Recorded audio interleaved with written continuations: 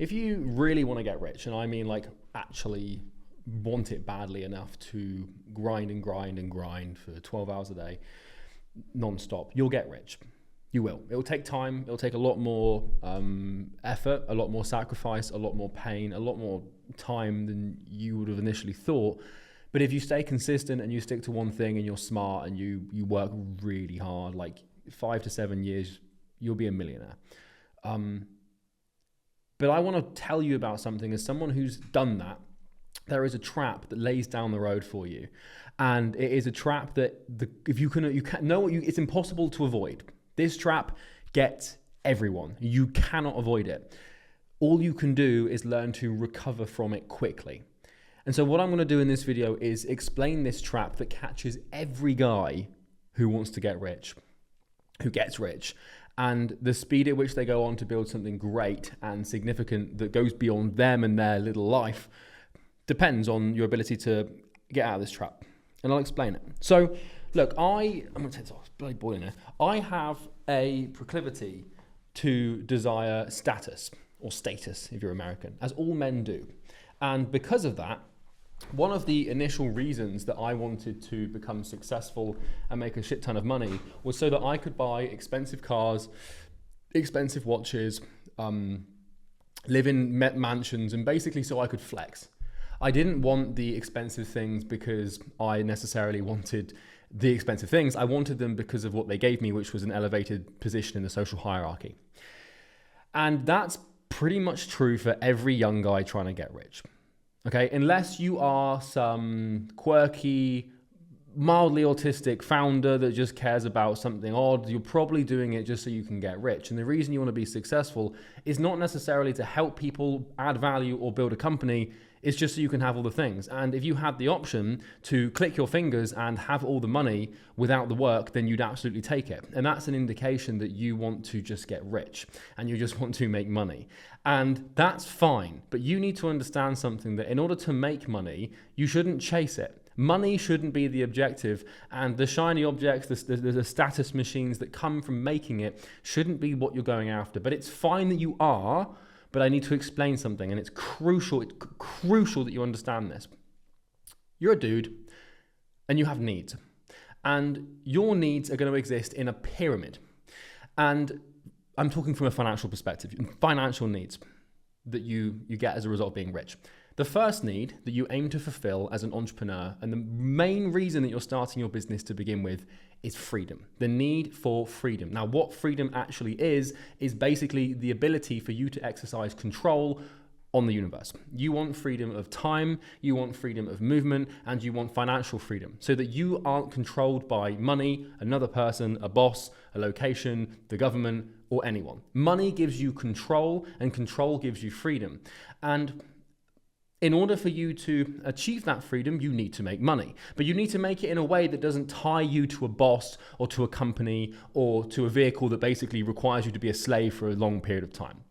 And so that's the first reason that you're probably trying to get rich. The second reason is status. This is where, you've transcended freedom. So you've typically at this point, you start off wanting freedom, which is why most people, when they start, they just say they want to make like 10K a month. They want to make a few $1,000s a month. They want to make some money online. They don't think about like buying a Lamborghini or buying a super mansion or something, because whilst those things seem possible, they're so far out of reach for your level of competence that you just don't even bother to think about having them. They are a dream. There's a big difference here in business and in success between having a dream and having a goal. And the significance of those two words is crucial, because a goal is something that you actually think you can attain. A dream is something that you think isn't going to happen. And that's why I don't like the word dream, because it's literally the phrase or the word literally explains something that is make-believe and is never going to happen, because it happens when you sleep and your unconscious creates it, and it's this weird thing that's never going to happen. So first of all, we don't want to have dreams, we want to have goals.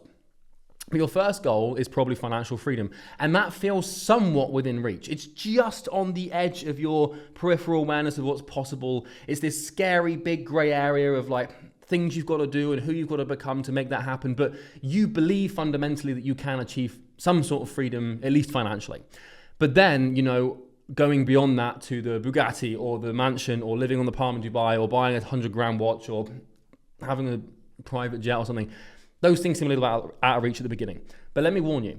Let me warn you something. Let me tell you something, and fucking listen, because it's true. If you work really hard, and if you really want to succeed, and I don't mean you just say you want to succeed, I mean you act it out. You get up every day and you obsess over one niche and one solution and one business non-stop. You attack every problem with every piece of testosterone inside your body and every level of vigor you can muster, and you just go after one thing, and you do that for 5 to 7 years, you'll get rich. You'll achieve financial freedom, you'll probably become a millionaire. What happens once you fulfill that need for control or freedom is you're going to want to start to achieve status. And your needs will radically shift from a need to feel control in your life, because you'll have that, to feeling the need to control the social hierarchy or to control other people's perception of you. And that is what status basically is, or status basically is it's buying things so that other people think that you're better than you actually are. And in an element, in a way, you are, because by buying something expensive and like a Lamborghini, you're displaying some level of entrepreneurial or commercial competence that allowed you to buy that vehicle, which signals to everybody else around you, hey buddy, I'm good at something. That's basically what you're saying when you buy a supercar, or when you buy a watch, and they're like, hey, I'm just good at something. Or, yeah, I've got money, like maybe it came from family, whatever, doesn't matter. But the kicker to buying these things, and I've done this, right? So I lived on the Palm in Dubai. I've driven the supercars. I've done the watch shopping. I've had the clothes. I've done the parties. I've done the yachts and the jets and all this crap. I've never shown any lifestyle stuff on my channel for very good reason, and I'm so bloody glad I didn't. But let me tell you something. And we'll start with the car thing, and we'll start with the watch thing. All a supercar does, look, you think that your life would be 10 times better if you had a supercar, and if you had a mansion, and if you had like a nice watch. If you, let's say that you had $300,000 in cosmetics at any given time on your immediate person, so that every person you bumped into, every social interaction you had, or any time you entered another human's conscious awareness within your immediate vicinity, they knew you were rich. That's basically what happens, right? Let's say you had that. You might think that your life gets better. But I'm about to tell you, it's not really real, because here's the thing. I've done this and I've fulfilled it, and it felt amazing for about a year. Okay, it feels at the beginning, pulling up to a restaurant in a 150 grand car, 100 grand car, it feels good. Hosting a house party with like 100 people in some massive like 8-bedroom mansion on the beach, it feels really good. Flexing a 50k watch at dinner, it feels really good. Going back to your hometown and everyone seeing you in an expensive car and knowing you're successful, it feels really good. But here's the thing, and here's the kicker. It's a trap. It is the most seductive, like siren-like trap, and it will just consume your life, like, and you will become utterly, totally, ruthlessly obsessed with sustaining an image that represents you instead of sustaining anything else, and you will die on a hill to sustain that. And this is why I moved back from Dubai. So I lived in Dubai for 2 years. I got carried away with my lifestyle. I was spending $30,000 a month on rent and hideous amounts of money in other areas of my life as well that I never shared on YouTube. And it makes you a shit entrepreneur, and it makes you a shit business person, because what happens when you do those things is your entire life and your business and your relationships, it all becomes about you keeping this identity and sustaining this image that you've created. And it's really empty. Let me tell you something. When you have expensive things, like a car, let's say you have a Lamborghini SVJ, 300, 400 grand car. All that happens when you have that car is you get more attention from people. That's it. Nothing else. Now, yes, maybe you get into different rooms. Yes, maybe you are able to attract more girls. We'll talk about that in a second, because that's a trap in and of itself. Because then you're just feeding this lust, and we'll talk about that. But like, all that happens when you have a supercar is more people look at you. And if you're asking yourself critically, honestly, transparently, why do you want that car? It's for that reason. You want nice things, so more people divert their gaze and put attention onto you. That's it. And in the process of them doing so, your social status is elevated. That is luxury defined. It's elevated social status through significant increase in lateral attention. That's all it is. And that's what you're paying for. And the thing about that, and the thing about trying to achieve that, is how empty is that? Because here's the thing. I talked earlier about how there's 3 needs for a man or someone, a guy chasing success. The first one's freedom. We nail that one within the first year or two if you're pretty good at the entrepreneurship thing. Then we have the status thing. This is when you see these influencers online. You see the 20-year-old guys, 22-year-old guys, the 25-year-old guys. They have the penthouses, they have the cars, they have the watches. Look, I've been there. Like, I've made nearly $40 million. I've got more than enough money to do those things, and I've done it. But it's empty. And what happens is the third need, which is the most crucial need that no one understands until they get to the point where they actually have the decision to make, is the need to build. The need to build. And what that basically means is creating something and building something in your life that far above and beyond exceeds you. The problem is when you've achieved this status, you come to this crossroads as an entrepreneur, right? You come to this crossroads where you've built a business, you've achieved freedom. Now you've got status. Now you've got all these things, and you're never going to go back to to a job ever again because you've got enough skill sets to sustain yourself once and for all forever. If everything failed and fell apart, I could make $100,000 a month passively like that tomorrow. Like, once you get to a point of entrepreneurial prowess and competency, downgrading to 10% of your monthly income is just a walk in the park at that point. Like, if I could make 10k a month tomorrow starting from scratch with nothing if I absolutely had to, right? It's just that's neither here nor there. The crossroads is the crucial part. You come to this point where you have to make a decision. You either go down the route of sustaining this lifestyle and sustaining this black hole of attentive measurement where you're just trying to get as much attention from people as possible and trying to position yourself in the social hierarchy as much as possible. That's option number 1. And that's where most people stay. Option number 2 is the building route. That is where you need to take risk. And this is why this trap, this status trap, fucks so many entrepreneurs and completely inhibits their potential and their ability to progress in any way, shape, or form commercially past their own needs of their ego. In order to build and in order to go beyond what you're doing right now, you have to take risks. Because let's say that you've built a business that's making you a couple of million a year, and you've got this lifestyle and you've got this thing, and you've got used to spending 30, 40, 50 grand a month. That was what I was spending, nearly 80 grand a month on my lifestyle when I lived in Dubai. Maybe it depends, month to month it depended, but I was spending a lot of money. And I was like, I'm not paying tax, so I might as well just spend the money I would have spent on tax on my lifestyle. The real danger of that is you get used to it. And the need that you have to build is still present. And this is why, let me tell you something, everyone I know who goes down the status route and who goes down the lifestyle route is fucking empty. They're not miserable, they're not depressed because their position in the social chain is significant enough to keep anxiety at bay, but they are so empty and they're so lost, and all they are is just stuck wondering what the hell do I do now? Because let me tell you, once you get the status and once you get the lifestyle, your life doesn't change at all. I had a mansion on the Palm in Dubai, 30, 40 grand a month in rent. All it is more space to feel lonely. If you trust me, it ain't shit. All a expensive car is, all a supercar is good looking metal that makes people look at you. And the thing about having those things, and another example is the woman thing, the lust thing, like I was explaining. When you have the car, when you have the house, all of that realm, that domain of dating becomes incredibly easy. It's like playing on peaceful mode.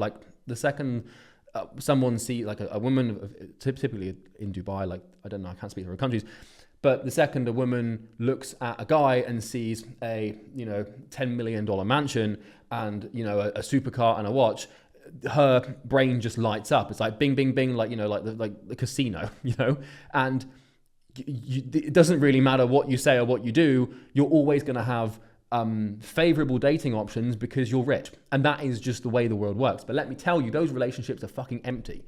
And those relationships, they don't mean anything. They look good. They look great on Instagram. They look great when you're at dinner, when, you know, your girlfriend can only half speak English and has just moved here from some country that doesn't speak English, and you've only met her, but you can't really converse properly, but because she's hot, you just stay with her, and because you're rich, she stays with you, and you have nothing in common, and your value systems align ever so slightly. It's empty, all right?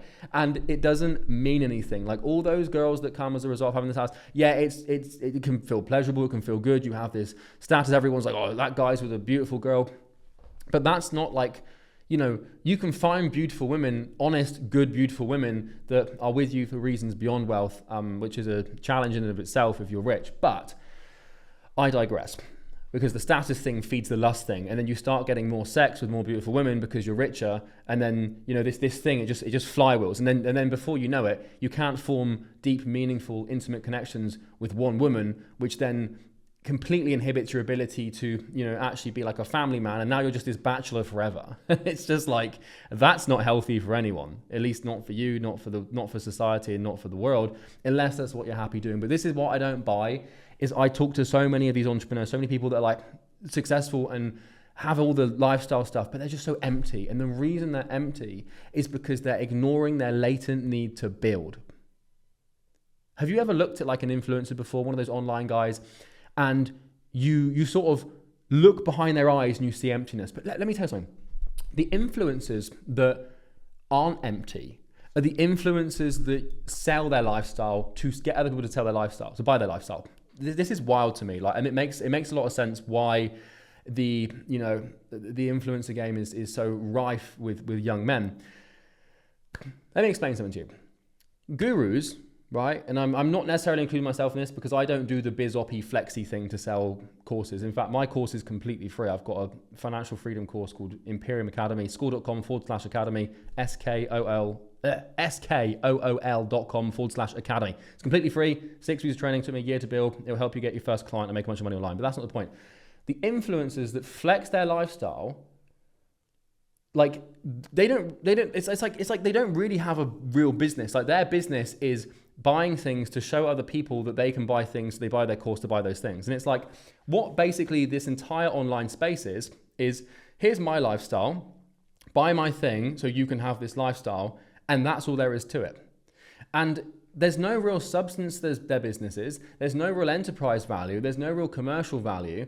A couple of people have done it incredibly well, and I tip my hat to them, because it's not easy to nail that biz op thing for the long term, stay relevant, and keep making tens of millions of dollars a year by flexing a lifestyle.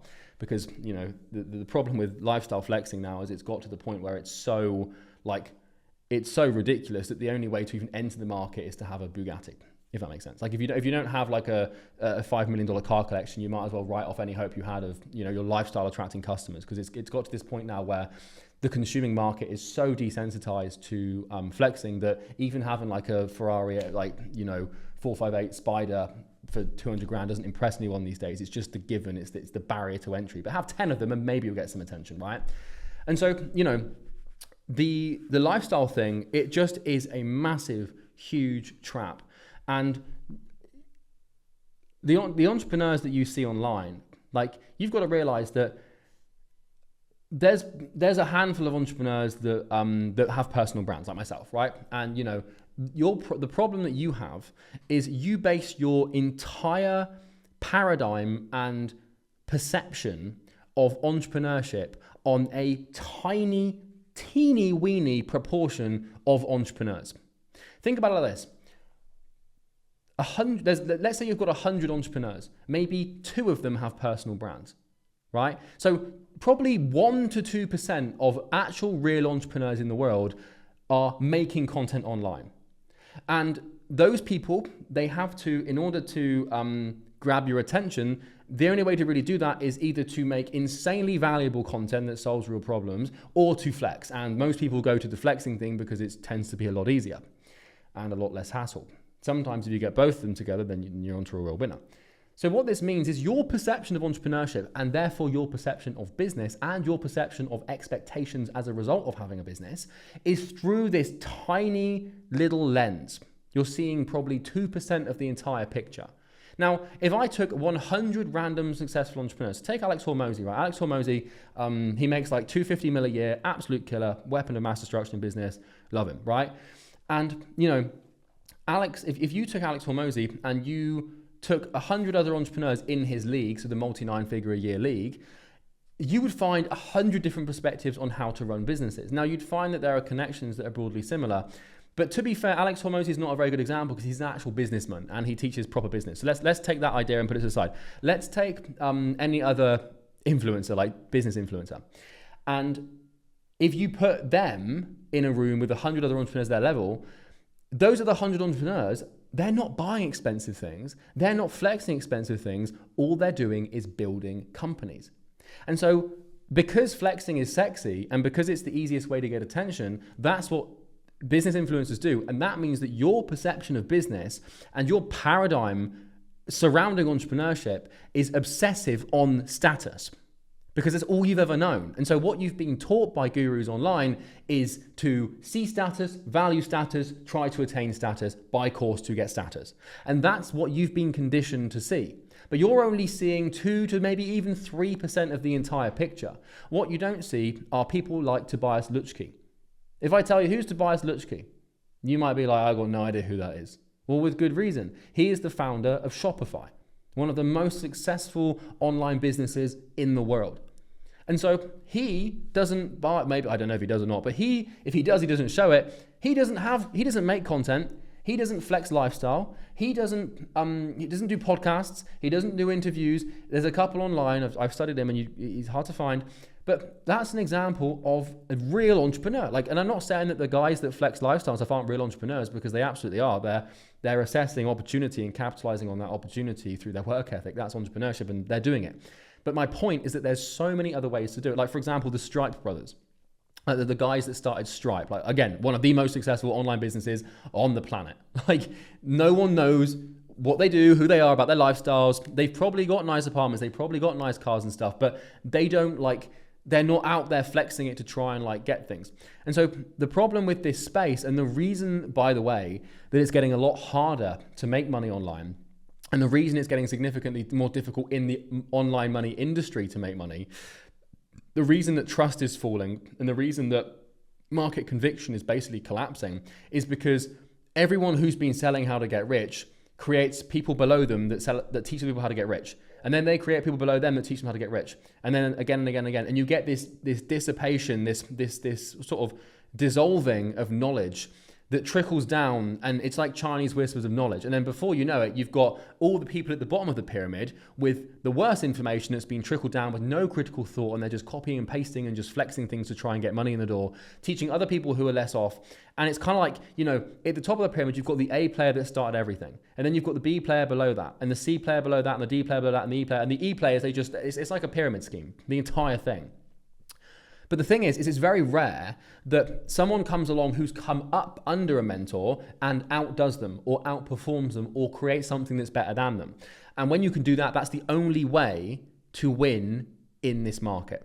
In this whole make money online market, I don't care if you're in e-com, I don't care if you're in info, I don't care if you're in the agency space, I don't care if you're in AI, whatever business model you're pursuing, the only real way to get to the top and to be in the sort of top 1% of personal brands, of money and all these things is to have a better way of getting people results than your mentor. And so, for example, for me, I studied under Sam Ovens, and Sam Ovens was my sole exclusive mentor. For those of you who don't know who he is, this is another perfect example of top entrepreneurs not having personal brands, and therefore you not understanding the paradigm that makes 98% of entrepreneurs successful, by the way. And this is the thing with this 2%, is you study the 2%, but there's a way that 98% of other people do it that's way better and usually way more effective. And so Sam was my mentor, and I've now sort of gone on to carry the torch of consulting and the coaching space for him. Not for him, he didn't pass it to me, but he moved on to school.com, which is now $1 billion company, right? And this is my point. Anyway, back to this trap thing. So the lifestyle game, it's a trap. And all it is this hollow measure of your status. And so what happens when you have this lifestyle is you get lost and you get sort of depressed. And I remember when I moved to Dubai, the novelty wore off after about 3 to 4 months, okay? So first 3-4 months of Dubai, had the car, had the mansion, had the shopping sprees, like had the dating and all this crap. And like, you know, I had it all. I had everything that I could have possibly ever dreamed of and imagined, and then some. I was spending like $4,000 on shoes, on like sneakers or trainers, whatever you call them. I was buying like all this stuff, and I was spending like $2,000 on dinners like it meant nothing. And trust me, you can spend a lot of money in Dubai. And I was going on these ridiculous holidays. Like I just spent like 30 grand on a holiday for no reason. And like, it was great. And it was like Pleasure Island. It was like, I was like completely in awe of how amazing my life was. And then just day by day, after like 3-4 months, this little niggling doubt sort of just, this little bit of doubt just started creeping in. I wouldn't call it doubt. I just call it some emptiness, this weird emptiness. And every time the emptiness would creep in, and every time that voice would say like, what are we actually doing here? I would just go and buy something else, or I would go on another dinner, or I'd go to another party, or I'd go for another walk on the beach, and I'd look at another car or a watch or something. And this emptiness would just kind of crept and it started growing. And the more it grew, the more I ran away from it by trying to travel a little bit and going on holidays and stuff. And, I was existing for my lifestyle. And it got to the point where it kind of grew so much that I really started to question, like, what the fuck am I doing? Like, what on God's green earth am I doing here? Because this lifestyle, this sort of like crazy, fun, flexy, everyone thinks you're amazing and better than everything's lifestyle, there's nothing to it. There is nothing to it. There is nothing to it. All you do is get more attention than you got before from men and women.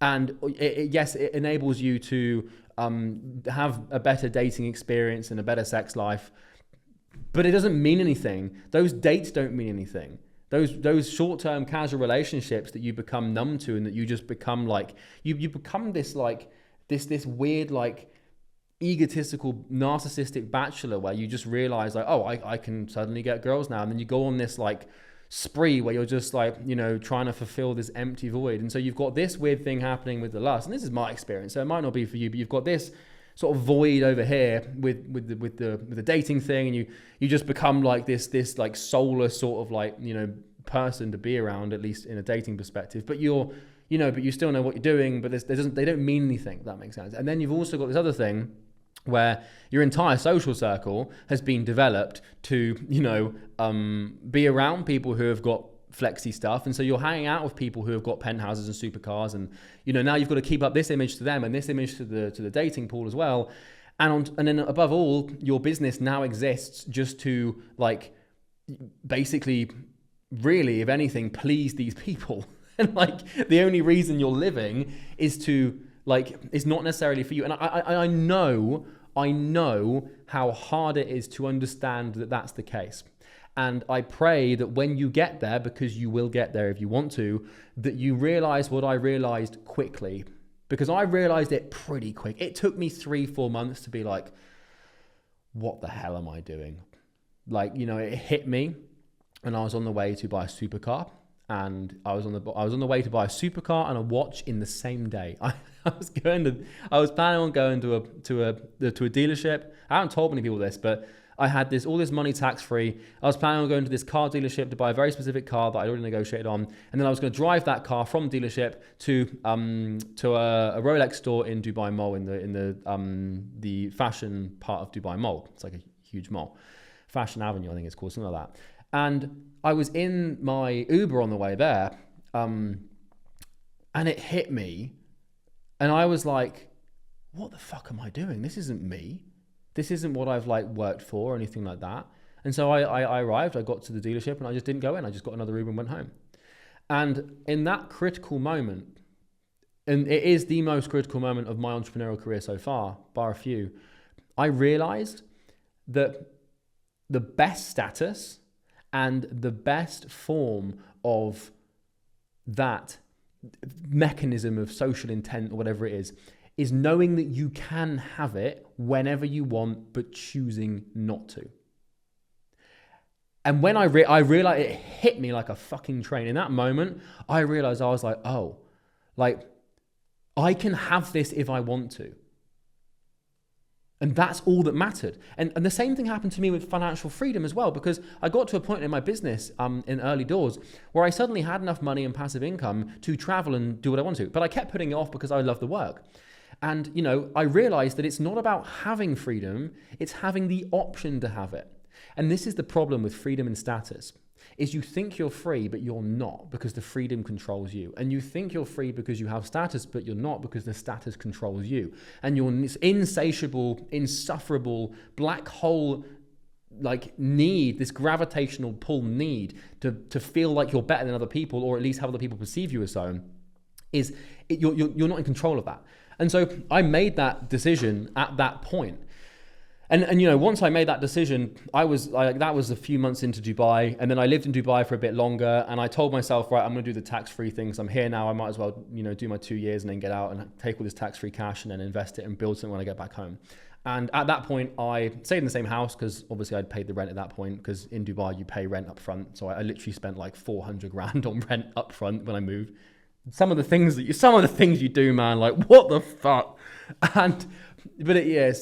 Whatever. And so after that, I got rid of everything.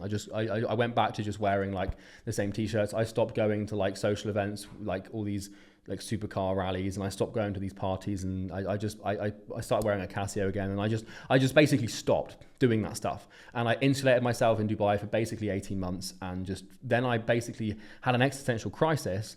Because what had happened is I'd formed a temporary identity around status and you know, I was like an eight-figure entrepreneur. We still do, to be fair, but like we have fluctuating months. But like at that point, I was making like 300 grand a month in profit, 400 grand a month in profit, 500 grand a month in profit. And the funny thing is, now that we're actually back in the UK and trying to build something proper, our profit margins are significantly lower because we're investing all the money we make back into the business. And that is the problem. And that is what happens to entrepreneurs, is you hit this crossroads where you can either invest into your ego and sustain this ridiculous, lustful dating like loop that you've got, or this ridiculous, insufferable, and it's not insufferable, it's not ridiculous, because I understand why people want it, but you can either sustain this need for attention and this need for elevated social perception and this need for like lustful engagement, and this weird feeling that you're better than you are just because you have some shiny object and figure out how to make some money. It's not real.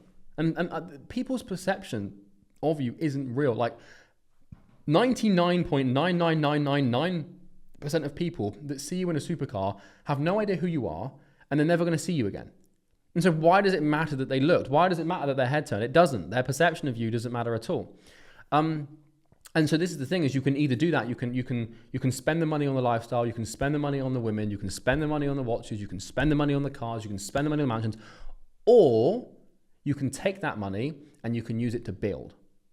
And so what I basically am doing now is taking every single dollar I earn, because I'm good personally. I've got enough money now to live off of interest. My lifestyle is I deflated my lifestyle significantly. So I still live in a really nice flat in a very posh part of London. I still have a half decent car, but I'm not spending like 300, like I'm living so far beyond, but below my means, if that makes sense. And that's really what matters, is it's the contrast. Like I wasn't going to move back to London and live in like some like shitty little tiny flat and like drive a really beaten up car. And because it's like, it's in contrast, it's in proportion, right? And so, you know, my lifestyle is funded by a very small percentage of interest that I get from the reserves that I have personally and also through the company as well. And so that's the smart way to do it.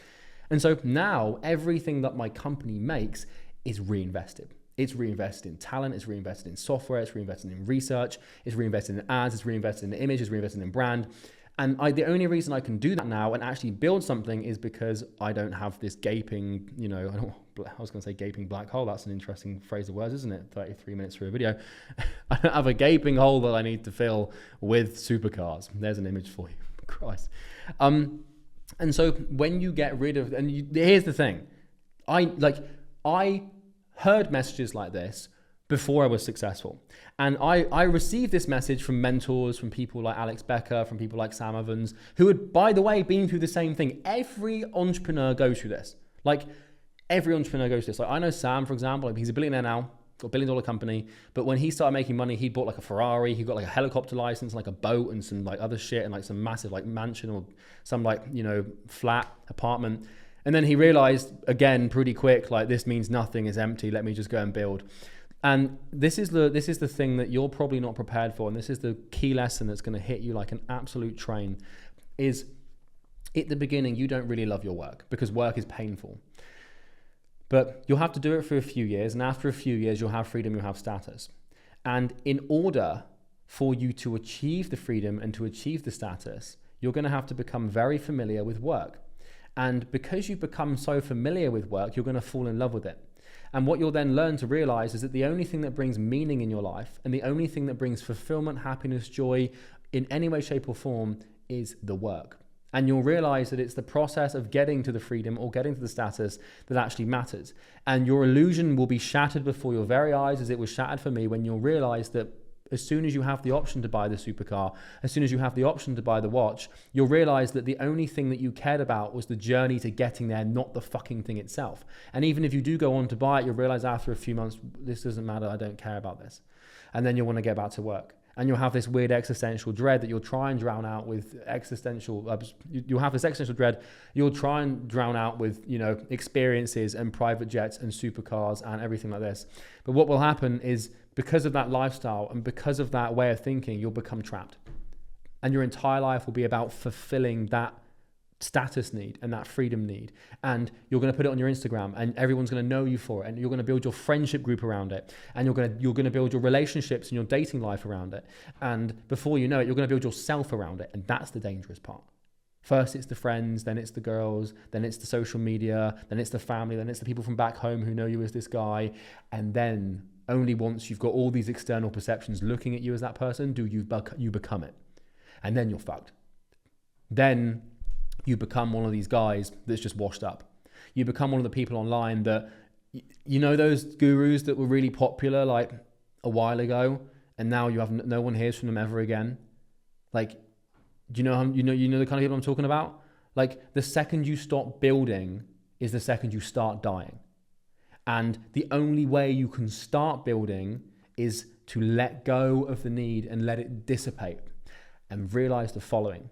If true status, true immeasurable social hierarchical prowess comes from what you've built, not what you've bought, let that just sink in for a minute. It's very easy to impress average normal people. It's very hard to impress very successful people. And if you want status, be the guy that's built $1 billion company. Who's got more status? The founder of Telegram, who's a billionaire, who never flexes and never shows off, and he's a billionaire. So he's in a room at a dinner, and he's a billionaire. But he's wearing normal clothes. He's wearing like no watch. He's just and looks like a normal dude, like driving maybe a nice like Tesla or something. He's there in the dinner. And then you've got another guy at the end of the table who's making 200 grand a month, but has a 100 grand watch on, pulled up in a Brabus G-Wagon, has like, you know, all these like supermodels next to him, and has like, you know, has like this jewelry, this jewelry on, and you know, the grill, and like, he just looks really rich. He's all shiny. He's like a fucking crow's nest. Who has more status? The billionaire who's actually built something and he displays his competence through his actual achievements, not the product of those achievements, or the info guy. Who's got more status? Who's going to be more respected? Who's going to be more listened to? It's not about who's going to get more attention, because when those guys both walk out of the restaurant, the guy with all the flashy, shiny things is going to draw the attention of the average person. And this is the crucial thing: is stop caring what normal, average people think. Why do you want the attention of the broad mass of society? Why? You don't know them, they don't know you, they're NPCs, they're bots, they don't mean anything to you, they don't really mean anything to anyone except for themselves and their like little interpersonal hierarchies and stuff in their families. But this is my point, is who are you trying to impress? I'm not saying, by the way, that you should get rid of your need for status, because I still have it big, bad, big time. Like, I want status desperately, as every man does. But by choking my status mechanism and by disabling its ability to achieve social success through the purchase of external goods like cars, all of that energy, that need, that deep intent need for status gets latched onto my build need. And this is how you transcend. And this, oh my friends, this is how you go from the guru course selling flexi guy who just basically is a little bit of a millionaire and impresses every random person, but no one who's actually done anything successful. The difference between someone like that and the fucking 9-figure guy, the billionaire, is the 9-figure guy and the billionaire, they latched their status need to their build need. And they fuse these things together. So by closing off the ability to buy nice things and to buy expensive things, you take that need for status, and it has to go somewhere. It has to go somewhere. And if you don't put it into work, it's going to go into video games or some shit, because you're just going to try and climb some other ladder somewhere else, or sports or something. I don't know. But if you can take that need, you can channel it into your work, and now by building, you get status. Like, look at this YouTube video right now. I don't know how many views it's going to get. I don't know how many, how much attention this video will get. But I'm not here trying to flex like a lifestyle or anything like that. I'm just talking about my experience, and, I'm trying to elevate my social status. Like, that's why, by the way, the idea of a personal brand appeals to so many people. Because what it is its first principle is the reception of significant sums of attention.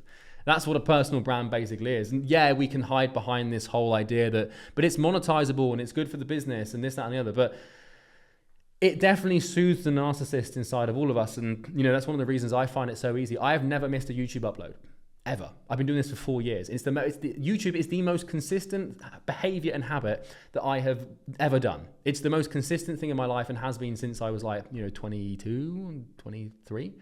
And there's a reason for that. And the reason for that is because, I'm not able to receive attention from anywhere else. I don't get the attention from driving the car down the high street. I don't have a personal Instagram that I flex on. I don't wear an expensive watch so people look at me. I don't receive attention from any of those things and any of those people. And so all of that need for that status and all that need for attention fuses into this weird motivation. And this is why, by the way, I'm able to beat people. And it's why I'm able to beat my competition. Is I now, on an unconscious level, understand that the only way for me to get status is to win and to build and to create products and to create client experiences and to get client results that are so absurd and insane that everyone crushes. Primary example of this is the free program that I mentioned, the free Financial Freedom Challenge, school.com/academy, skool.com/academy. I put a year of my life into that thing, and one of the reasons behind why I put so much time and effort into it was so that I get hundreds of thousands of people looking at my videos and thinking, wow, there's a smart guy. Like, don't get me wrong, it's a great brand play, it's a great funnel play, but one of the reasons is so that I can have people think I'm really smart. And I'll be dead fucking honest with you. That's one of the reasons. And that's why I put so much time and attention. It took me a year to make those videos. And, in the community, in the niche, people are like, oh my God, have you seen this course? It's insane. Like, have you seen how much work he put in? Have you seen how smart he is?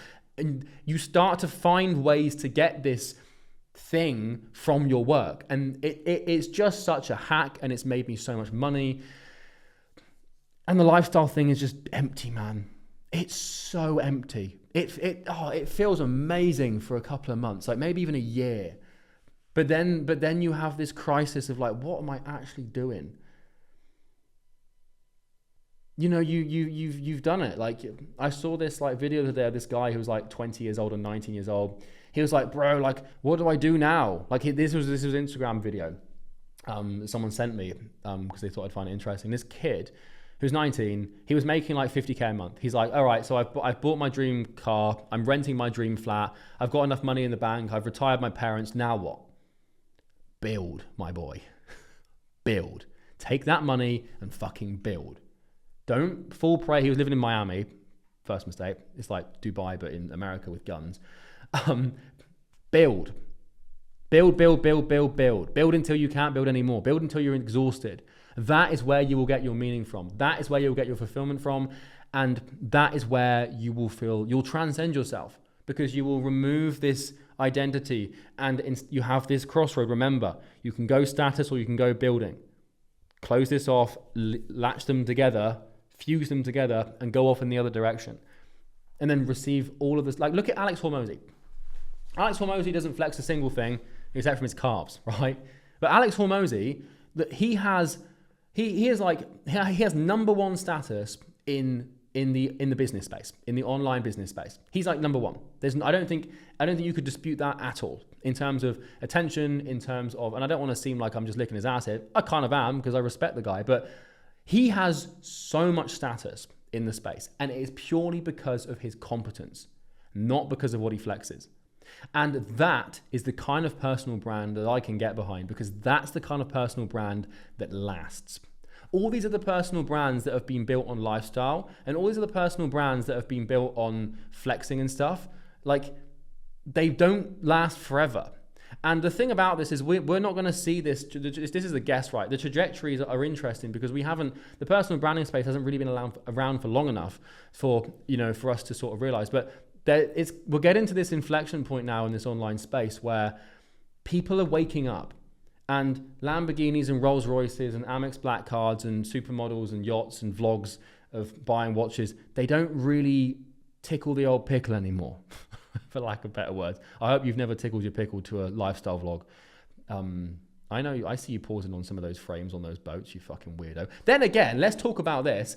You know when you watch like those vlogs, like those like lifestyle vlogs on like millionaire entrepreneur in this place or another. There's a few people that do this right, but most of the guys, again, you know what I talked about, how there's like one or two people at the top who make these like videos and then everyone copies them, and then everyone copies the copycats, and then you have these like the A players at the top who created it, then you've got the B players, the C players, the D players. When you watch the vlogs of the D players, the people who are just like trying to copy everyone, they go on these boats, they go on these yachts, and all it is just like 15 men. Have you seen those vlogs before? You know what I'm talking about, like the boat boys. It's what me and my business partner call them. It's just a vlog, and they've got like My Eyes by Travis Scott playing with some drone shot of just like 10 shirtless men on a yacht somewhere. And then that's content, bro. Like, I'm networking, bro. It's like, God. And this space is just going wild, and I'm here for it because my bet is on value, and my bet is that the people that will last and the people that will win is on value. And all of my chips, all of my content, all of my team, all of my product, all of my systems, all of my money is being invested in value. All of it. Like, every single piece I've got, everything I've got, all my time, all my energy, all my focus, I've sacrificed everything, and I am all in on value. And what I mean by value is creating products and creating client experiences that are insanely more beneficial to the client than just watching some vlog. I might be wrong, and this might all come down crumbling upon me, but I've studied history, and I've studied business history, and I've studied the history of economics, and Benjamin Graham said it, Warren Buffett's mentor, the market in the short term is a voting machine, but in the long term it's a weighing machine. Build companies that want to be weighed. And stop, like the lifestyle thing, it'll get you. And it'll have you in its grips. And it's up to you to decide, do you want to just sustain an image, or do you actually want to build something? Because it's not real, man. Like, and I know all those guys, and I know them all on a first name basis, and they wouldn't mind me saying this because I'm not naming them, but like the guy, like, look at Andrew Tate, right? Andrew Tate, it has a massive lifestyle, and he flexes a lifestyle, but he's a builder. Above all, he's a builder. Him and Tristan, like they build this, like, the personal brand, the lifestyle is the build. And so I'm not saying that it's always unnecessary, because sometimes it's a genius business strategy. Like Iman Gadzhi, for example, like his entire, like his empire is his personal brand, and he's built that around the externals. And that's fine. I'm not shaming. I think it's brilliant. I think it's fucking genius. So he's still building, but he's fused both together. And you look at like the Tate brothers, for example, and you might think, but Charlie, but Andrew Tate's like way richer than you, and he has all these nice things. Yes, but he's building. He's not buying those things he's not spending money to just look cool. He's investing. When you're an influencer of that caliber, the money that you spend on your lifestyle makes you more money. It's no different to buying, like Andrew Tate buying that Lamborghini is just like you buying a house and then renting it out to someone. He receives return on investment on these things. His supercar collection, the boats, the parties, the jets, it's all an investment. And it all makes him way more back. And the more he makes back, the more he buys and the more he makes back. And so his lifestyle is this A, tax deductible machine, but B, it's like running ads. It's like buying property. It's an investment. And so on that level, it's fine. But I don't know how long you can do that for.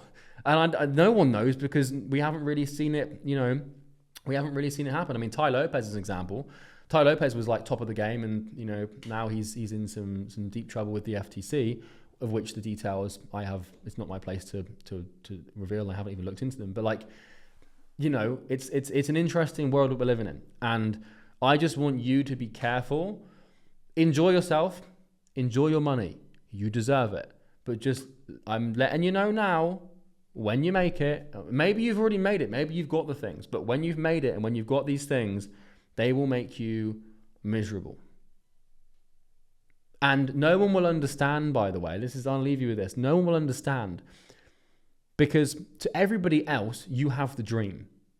But the dream is a fucking mirage. It's being in the desert and walking through the desert thirsty and thinking you've just seen a lake, but arriving only to find out that it's not real.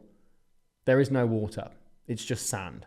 It's miserable. Everyone seems to want it, but the second everyone has it, they realize that it wasn't exactly what they thought it was going to be, but only after a year or two. And then they realize that the only way to receive fulfillment and meaning was to go back to the thing that got them that in the first place. Work.